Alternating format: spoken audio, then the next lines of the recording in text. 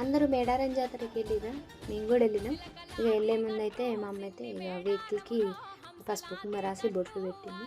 మేము కూడా పసుపు కుంకుమలు రాసుకొని బొట్లు పెట్టుకొని రెడీ అయిపోయినాం అనమాట. నేనైతే మా అమ్మ వాళ్ళతో ఇదే ఫస్ట్ టైం మేడారం జాతరకి వెళ్ళాం. అది జాతర టైంలో ఇలా ఉంటుందో ఏంటో అక్కడికి వెళ్ళాక ఎక్స్పీరియన్స్ చేయాలి. ఇది నాకైతే చాలా ఎగ్జైటింగ్గా ఉంది వెళ్ళడం. ఇక మా అమ్మ అయితే బంగారం ఇచ్చాం కదా, ఇక కొబ్బరికాయలు పెట్టేసి ఇక బంగారాన్ని 2 గుట్టలు అయితే మా అమ్మ వాళ్ళు తీసుకొచ్చారు అక్కడికి. ప్రయాణం బాగా జరగాలని మేమైతే ఇక మొక్కేసి ఆటో ఎక్కేసినాం.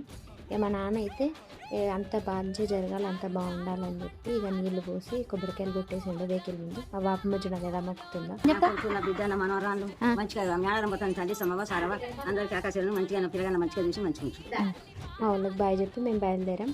ఆ పూలకమ్మ చెరువు దగ్గర ఉండే ముత్యాలమ్మ తల్లికి కూడా మా అమ్మ అయితే మొక్కేసేయండి, కొబ్బరికాయ కొట్టింది. ఇక మేము బయలుదేరిపోయాం అక్కడ నుంచి. ఇది మా ఫ్యామిలీ, ఇది నేను.